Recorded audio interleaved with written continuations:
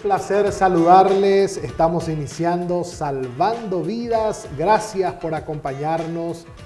Gran inicio de la tercera temporada de Salvando Vidas, con un set nuevo, con un estilo nuevo, donde vamos a dar mucha más participación a nuestros invitados. Vamos a tratar de llevar contenido de valor a cada hogar que nos permiten ingresar. Y ustedes saben que estamos también en todas las plataformas digitales. Hagan sus preguntas, envíenos sus inquietudes, nosotros vamos a contestar. Y también la sugerencia de los temas que ustedes quieren que enfrentemos en esta tercera temporada. La gran mayoría de los temas van a ser, por supuesto, cómo salir adelante en medio de una pandemia. Vamos a tener temas que la gente necesita saber, temas de motivación, por supuesto. Ya todo nuestro equipo de producción está preparando los próximos programas. Hoy vamos a hablar sobre la reapertura de las iglesias. Creo que es un tema en todo el mundo. Las iglesias, tanto cristianas, protestantes, evangélicas como católicas, o las religiones, los musulmanes o los budistas, también dicen cuándo podemos volver a reunirnos. Y ya no va a ser igual que antes. Y eso tenemos que entender. Y cada país tiene su ente rector, cada país tiene aprobado un protocolo. Nosotros en el Paraguay, aunque está todo coordinado por el Ministerio de Salud, nosotros tenemos el Viceministerio de Culto, tenemos a nuestro viceministro que trabaja muy de cerca con las iglesias, con las ONG, y hoy está con nosotros aquí en Salvando Vidas. Breve intro y ya estamos con nuestro invitado.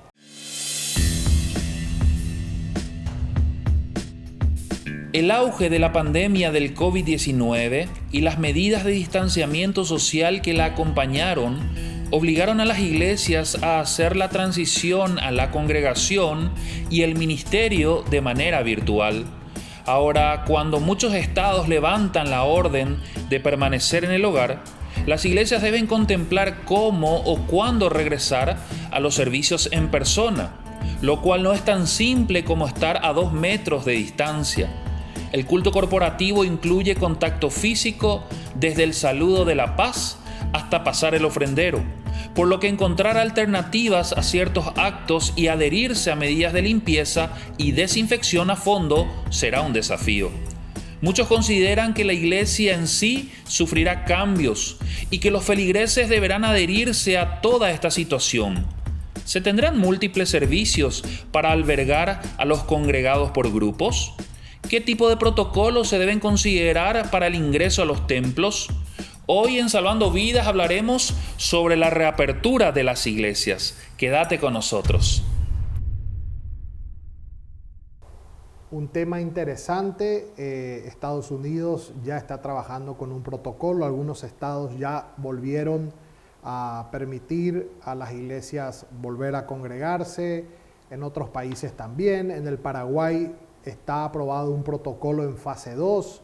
En Argentina todavía no, algunas provincias sí. En Perú se está presentando un protocolo. Cada país tiene su manera de trabajar. Nosotros en el Paraguay, todas las iglesias están bajo el Viceministerio de Culto. Hoy tenemos a su ministro con nosotros. Él es el doctor Fernando Griffith. Doctor, bienvenido. Muchas gracias, Juan.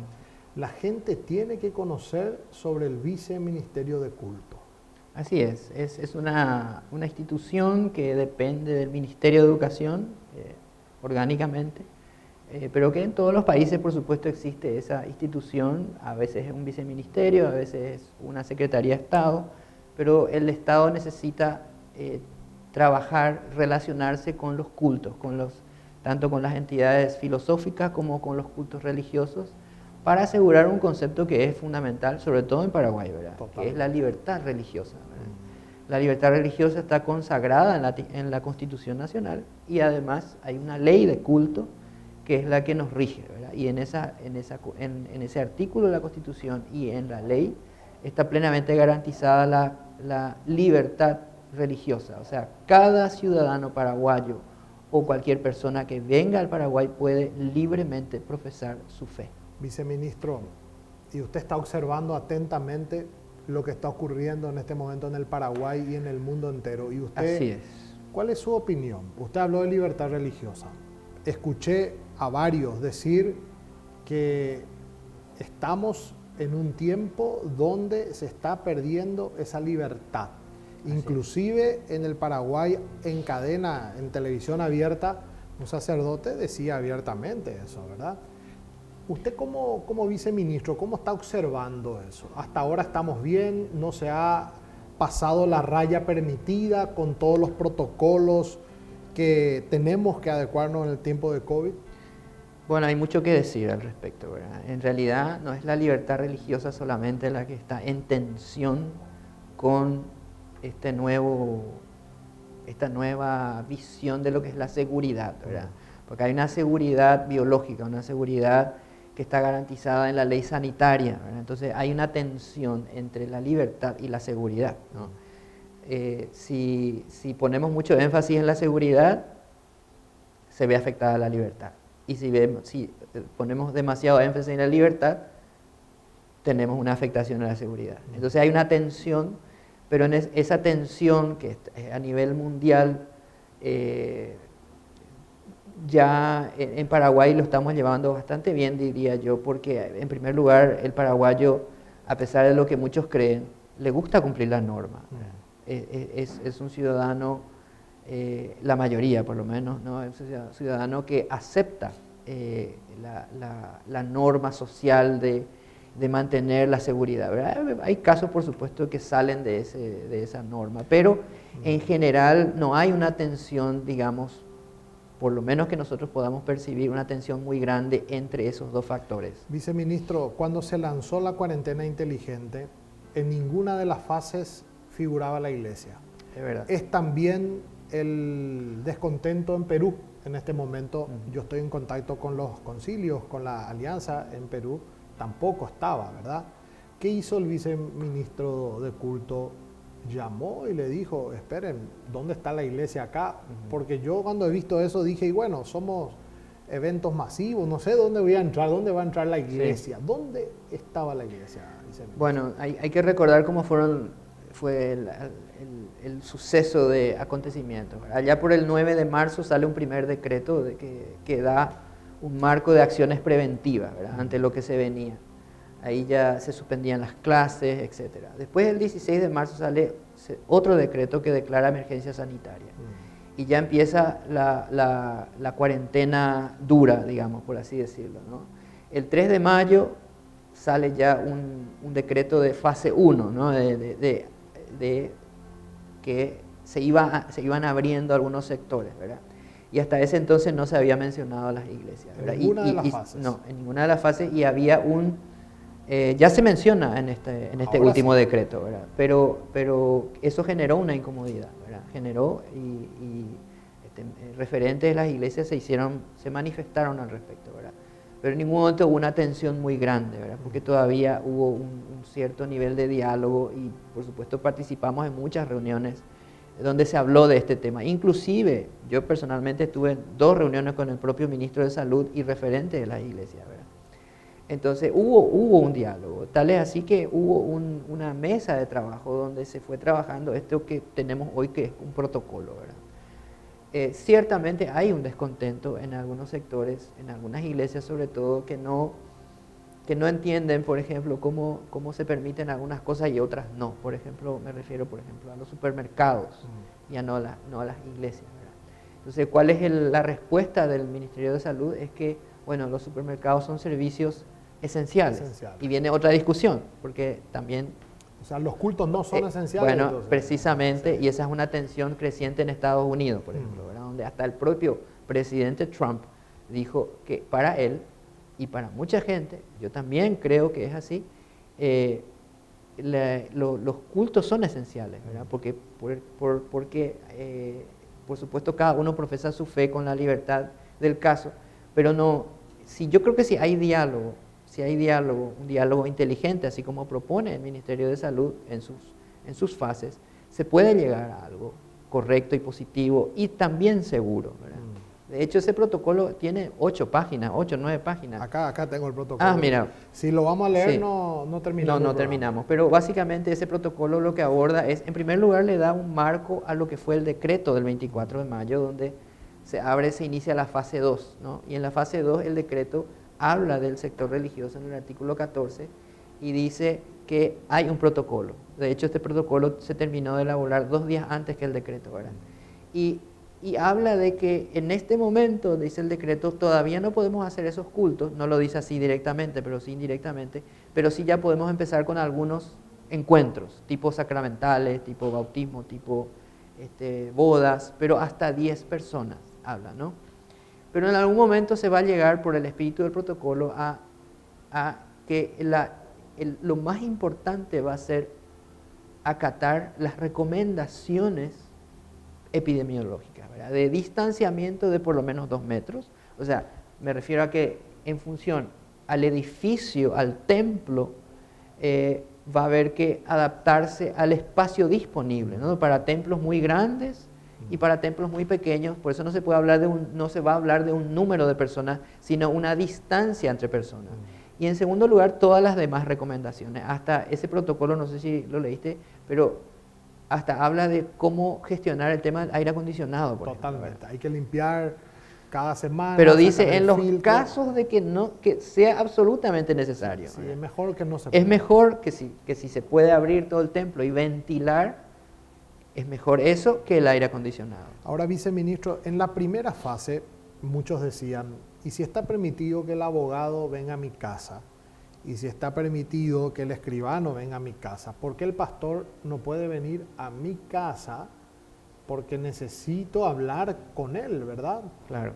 ¿Dónde está? ¿Por qué no se puso eso? Yo estoy transmitiendo... En la primera fase. De la primera fase. Sí. También la libre circulación de los pastores en tiempo de pandemia o de sacerdotes es muy importante porque la parte espiritual es muy importante, viceministro. Totalmente, yo creo que es fundamental. Ahora, al volver del corte, se escucha que estamos perdiendo la libertad religiosa. Tenemos el viceministerio de culto que vela por eso. Expliquémosle a la teleaudiencia, ¿qué es perder la libertad religiosa? Para que terminemos con ese vocabulario que crea mucha confusión y lo que va a ocasionar es peleas, discusiones. Al fin y al cabo, las recomendaciones son recomendaciones. Así es. El COVID va a cerrar la iglesia, no el ministro ni la policía. Si alguien se enferma, hay que cerrar la iglesia. Entonces, hay recomendaciones que cumplir. Hoy un programa muy importante. Sé que muchísimas iglesias, pastores, líderes de todo el Paraguay y el continente están muy atentos para escuchar al viceministro de culto. Breve corte y volvemos. Compartimos el resumen de acciones de la semana de la Fundación Fundajoven. Hemos iniciado el proyecto de ayuda comunitaria beneficiando a más de 600 niños y adolescentes con meriendas en el barrio San Isidro de Lambaré. Fueron 3 jornadas en distintos asentamientos. La actividad fue coordinada con las comisiones vecinales. Así también, la Fundación, en conjunto con Más Uno, inauguró su nuevo estudio de grabación bajo la denominación Más Uno Media Group. Programas como Salvando Vidas TV, Yo Amo a la Familia, Cenivas TV, Noticia Positiva, entre otros, serán grabados con el objetivo de crear contenidos de valor. Desde el Centro Integral Vuelvo a Soñar Cenivas, hemos atendido casos de personas con ansiedad, depresión y estrés, realizando consejería y orientación por medio de llamadas telefónicas. Mapeo de capellanes. Realizamos un mapeo con 28 capellanes distribuidos en todo el país, listos para brindar consejería, contención y ayuda espiritual. Un esfuerzo de todo el departamento de social media ha logrado un gran alcance por medio de las redes sociales, realizando campañas de prevención y concientización. Me he aceptado la invitación de Fundajoven. Esta es una fundación que hay en Paraguay. Es algo maravilloso. Es para hacerle entender a los niños por qué se tiene que cuidar del abuso sexual. Así también, desde la Asociación Vuelvo a Soñar, se realizaron otros esfuerzos como el bus de esperanza. Realizamos los recorridos por puntos claves de la ciudad, entregando folletería, Biblias, buenas semillas y más. Así también se realizaron impactos evangelísticos en distintos puntos del área central con cartelería, publibicicletas y entregando folleterías. Desde la Asociación Vuelvo a Soñar se promovió las 17 maneras de evangelizar, un manual diseñado donde se detallan 17 maneras con estrategias para este tiempo de pandemia. Este material fue compartido con unas 250 iglesias hasta el momento. Desde el Centro de Entrenamientos Vuelvo a Soñar hemos iniciado con las primeras clases virtuales introductorias del programa de capellanía con la Universidad Cristiana Logos de los Estados Unidos, con unos 26 estudiantes capellanes. Además, el programa para evangelistas inicia el curso a distancia con unos 20 evangelistas, líderes y pastores. En la semana se estuvo movilizando a cientos de iglesias en todo el país en el marco del Día de Evangelismo Global, distintas estrategias de evangelismo procurando alcanzar a la mayor cantidad de personas. Se han entregado Biblias y buenas semillas en instituciones públicas y privadas, fomentando la fe y la esperanza en este tiempo de adversidad. Además, iniciamos con el proyecto de desarrollo digital, beneficiando a 21 iglesias con la creación, configuración y desarrollo de una aplicación app para su ministerio en alianza con el Ministerio de la Biblia Dice y la Fundación Carácter. Seguimos avanzando, doblegando esfuerzos con el objetivo de llevar esperanza.